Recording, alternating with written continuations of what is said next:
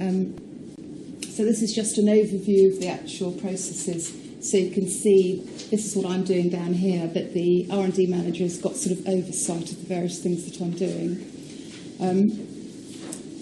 Once the audit has been conducted, if I identify any critical or major findings, then I notify those within, actually it's usually less than 48 hours. If it's critical, I'd notify them immediately. But certainly within 48 hours, I'll have communicated with the R&D manager just to give them a quick overview of the audit findings and to identify any of those that are major. So that enables them to then take whatever action they want to do as quickly as possible. And then, as I said, I prepare an initial report. It goes to the investigator. Now, once it goes to the investigator, they work with R&D or the clinical trials unit delegated by R&D, work with the investigators to come up with responses to the audit. And then it goes through to the final report and the certificate. So as far as actually conducting, well, as I've described this really, I get the list, the R&D manager notifies, I liaise with the PI, and then send the communication tends to go through the R&D manager. So again, I think this is important because then it shows them clearly where it stands within the organisation. It's rooted within the R&D office, so they can see it sort of coming from their own management structure. Now, to put the findings in context, when I first started, I didn't grade them because I think there are arguments about whether you should grade or not grade findings. And I think one of the key outcomes that we're trying to achieve is to affect change. And sometimes people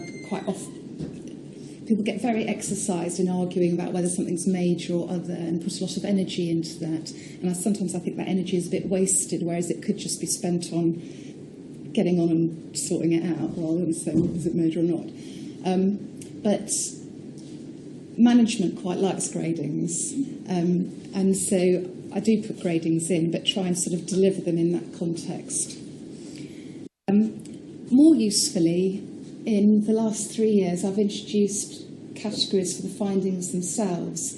And this, certainly when I'm coming to do feedback, and I'll talk to you a bit more about that in a moment, I think it helps to look at all these different areas. And so these are the areas that I've defined with input as to sort of how to group the different findings. So people can look down, you know, if there are a lot of findings to do with informed consent, then that's the area that you need to be looking at next if you're kind of rewriting SOPs. And I think it helps people prioritise what actions they're going to take.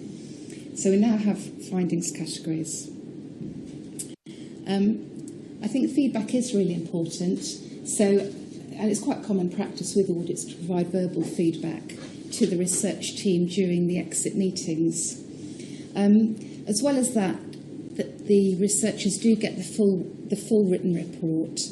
There are some modalities where the researchers perhaps just get the findings or a table with the findings on, but I think it's very important that in this context they do have sort of access to all of the information and really that they're partners in the process of, you know, we're all trying to improve things together. So they get to see the full report. Then every year I give a presentation of all the findings that have been in the previous year's audits. And all research teams are invited to this, not just the ones that I've audited, but all the research teams across the Trust. And it's usually quite well attended. You usually get more than 100 people coming, really to sort of find out what's gone wrong so that they can make sure that they're not doing it.